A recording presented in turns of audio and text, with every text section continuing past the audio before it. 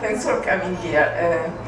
Sleepless in Seattle was shown in the Piazza Grande in 1993, and I was there and I saw it, and I was very disappointed that you used the Empire just for 6 hours, because when I went to New York, I went to look for the place where the scene was done, and the film was really very beautiful, and I'd like to congratulate with you. When I was a kid and I first came to Europe, I was telling my friend that my friend Mary Lynn really wanted to go to where they shot The Sound of Music. We went to Salzburg, and we were told that like Maria was up there, and then we had no idea that locations were in completely different places. We thought that this field where all Mary Lynn wanted to do was twirl on that field. Couldn't find the field. So I know those pilgrimages. Was there a challenging aspect to filming Sleepless in Seattle, or was it just this happy accident, as you said? It really was fun. I mean, this is when you really miss Nora, because she was the queen of fantastic dinner parties, and her idea was that you just invite really interesting people with stories to tell, and you set an environment where they can tell them, or they're at their best. And the movie sets were like that for her. There's always interesting people to talk to, and they were funny, and she was funny, and it was just fun. It was flat out fun. And then, after being crowned the undeniable queen of romantic comedies, you do a 180, and you decide to take on a role as an alcoholic in When a Man Loves a Woman, opposite Andy Garcia. What made you want to challenge yourself that way, and what made you choose that role, Alice? Well, I think I've done something like 38 movies or something, and probably 10 or so of those are comedies, but the rest are me trying other things. And at the time, I was actually good. It was one of those times where art and life meshed in a way that was really very healing for me, because and Dennis talks about this, that we were married, and he was in rehab right while I was doing When a Man Loves a Woman. So it was a really cathartic and healing thing to kind of do in art what you were experiencing in life. I was in the role of an alcoholic, and I was able to be, in a way, it gave me more empathy for my husband. Do you think acting is this really great way to sort of get those kind of demons out? Sometimes it can really do that. I mean, there is a school of thought that posits that what you heal in yourself on stage, you heal in an audience. And sometimes I think that's true, yeah. How did you technically approach Alice?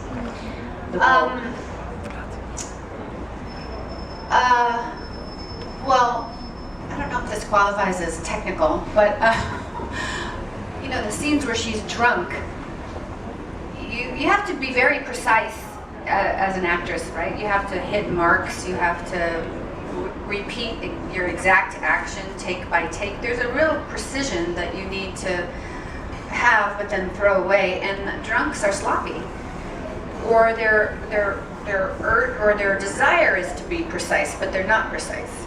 So that was some way I kind of tried to make myself a little dizzy, and they had clove cigarettes at the time, so I would sort of take a couple hits off a clove cigarette and feel gross, and then we would they call action. So in the very drunk scenes, and that was my technical approach, Nina.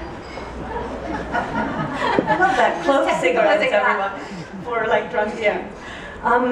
I'm going to read these because I will never remember all of them. There's Courage Under Fire in the following years with Denzel Washington, French Kiss, whom the Minister of Culture and Foreign Affairs last night said was one of his favorite films. Right. This City of Angels with Nicolas Cage, and then once again you work with Tom Hanks and Nora Ephron in You've Got Mail. But now you're a mother and a wife. So how does that change the way you approach a role?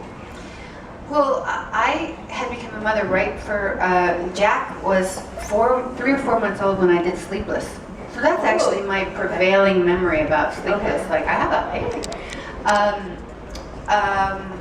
But I think, you know, being a mom, I can't help but change you as an artist. It just can't help. I mean, it increases, just at the basic level, it increases your compassion and empathy for another human being, and expands your heart, and it actually reminds you of how fragile and strong everything is, you know. So it can't help, I don't think it can help but help you as an artist. Exactly, because you're so much more in tune. Yeah. Another dramatic film, Proof of Life, with Russell Crowe. Thank you. A moment. And then a rom-com, Kate and Leopold. And then, bang, you throw us all into In the Cut, which is so different and adds an incredible layer to the complexity of being a woman. How did you become involved with Jane Campion, and how did you decide that that was the role for Meg Ryan at that point? I just really wanted to work with her. I mean, I just really wanted to work with her. She was a different kind of director than I had really ever been around. It was an independent movie. It wasn't in the studio system. It was also, it was a character that was her. So she's the protagonist, you know. The story is told, her story is told through me, which often doesn't happen when you're working with men. You are the object of the storytelling, not the subject of the storytelling. Meaning that, you know, the camera for Jane took Franny's point of view, and that is a real luxury, and it's a different type of experience. I thought the subject matter was really interesting, and I wanted the experience of being with a auteur like her. And also, the film explored women's sexuality in a way that hadn't really been done. Mm-hmm. Like you say, most of the times it's told through a man's viewpoint, Mm-hmm. not what the woman wants, yet why she wants it in respect to the man. And that she had such an opinion about romance. She was so, you know, disappointed, and she felt that the promise of the Arthurian, you know, ideal, that there is such a thing as a knight in shining armor, was actually a very destructive thing for women and for men to continue with a hope about a mythology that doesn't apply. So you're setting yourself up as a failure kind of all the time when you don't find the one. And it's so obviously opposite the fantasy of something like Sleepless in Seattle. So she wanted to explore the underbelly of that. And I remember her saying all the time, she goes, well, this is a movie, it's like a movie that, it's like a restaurant that serves one thing. And if you don't want it, don't come. And it was a very bold way of looking at things, you know? It played in the Piazza Grande last night. I hope some of you caught it there, in spite of the rain. And it's the most raw and naked of your films, literally naked. What was the challenging aspect of that kind of public Awful, privacy? but, you know, Jane was so nervous about that part, but, you know, she came out of the gate telling both Mark Ruffalo and I, you've seen Don't Look Back, right? You've seen Don't Look Back. And that's a movie with Julie Christie and Donald Sutherland that's very frank sexually. But she was more nervous about it than me or Mark, and she kept coming up, you know, to rehearsal with books about sex and orgasms, and Mark and I just go, we just said, we have to just gut it out, Jane. We have to clear the set, we have to do those scenes, and we have to just lighten up. So that's what we ended up doing. We just had to. I would like to ask the audience if they have any questions about In the Cut. Mary Haynes in The Women, and I thought that was a brilliant film as well, directed by Diane English. who's famous for Murphy Brown on TV, of course, which is getting revamped now. A movie by women, only featuring women. There's not a single man in a shot anywhere. Right. And that's an interesting thing. So does that feel like a different kind of set from, say, Rob Reiner's? Yeah, I think you need men.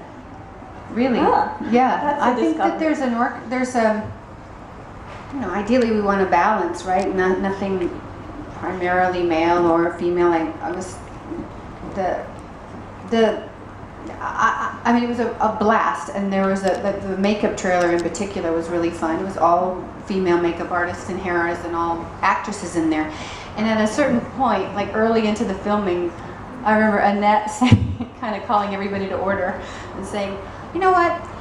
We can't be like a gaggle of hens in here. It's going to get in the DNA of the movie. We can't gossip in here. We have to be respectful in here. And she was really right. So it was fun to be with everybody, but I think anything benefits from both genders being there. Yeah. You've said that if you were starting out today as an actor, it would be challenging for you because of social media as well, like having to keep up with that. What's your relationship still with social media, and do you think there's good to it also for an actor's career? I think there is good to it. I think not. I think that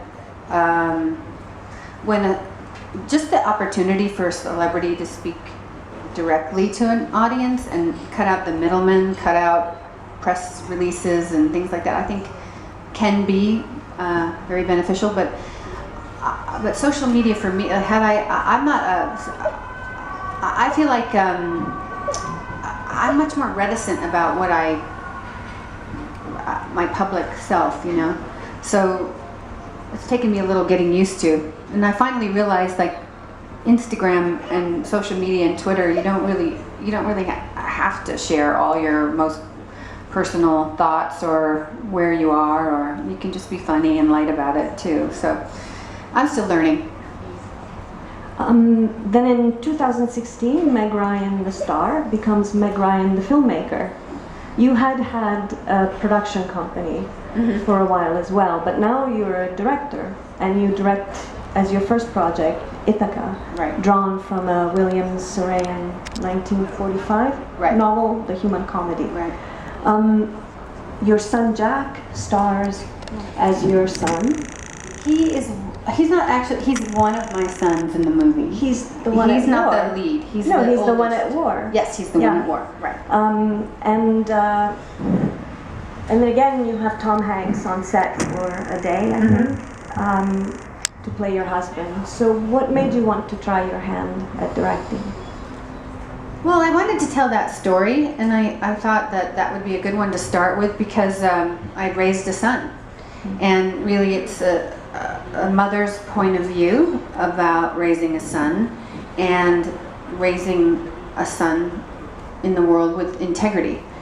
And it's a story, I don't know if anyone's seen it, but it's a story of a boy. It's 1942, and he wants to be the fastest telegram bicycle messenger in the valley, and he gets a job at Western Union during the beginning part of the war, and finds himself delivering telegrams to families of people whose sons have been killed. And of course, he has to deliver one to his own mom. So it's a very sad story, but it's a very episodic novel. So I had the experience of helping adapt the novel to find the story. I mean, when you direct, you have to figure out, when you're an actor, you don't really have to know anything but your lines and about what you need to do in a scene. But when you're a director, you gotta know what everyone on the set is doing. And up until then, I didn't know what mostly anybody else was doing on the set. So I thought it was small enough for me to handle, and I had a point of view as a mother.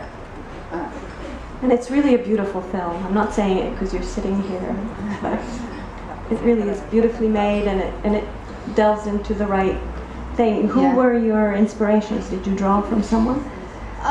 Filmmakers? I think it's an old-fashioned movie, so it was actually a lot of old-fashioned filmmakers. You know, we didn't have a lot of money, so a lot of a lot of these things were just dictated, but we couldn't move the camera all that much. A lot of the story is told in tableau.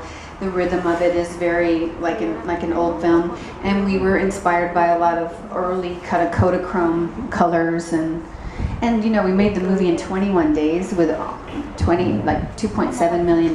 So it was kind of quite an experience. But so many people did me favors, like Tom and John Mellencamp did the music, and you know, those are sort of priceless contributions to a small movie. So it was the goodwill of a lot of people in my life. Would you do it again to direct? Yeah, I mean, you once you do it once, you feel so alive when you're directing that you know, when you're looking through a camera lens and you're thinking a lot about light and the way colors are, and then you're talking to the sound people and you're understanding soundscape, and all of a sudden you're listening to birds differently and watching things, and then you're involved with the music, and so you feel like all your senses are very heightened, and so you kind of want to keep repeating that experience. And you've done a bit of TV lately. How do you feel about that? Well, I haven't started, but I had an idea for a series which I sold to NBC. We'll see if it ever comes out, but it's fun, and I think television is a great place right now, especially cable television and everything on the internet. There's a lot of terrific people working there and doing exceptional things. I would love to have the audience come in at this point. I'm sure there's a lot of you with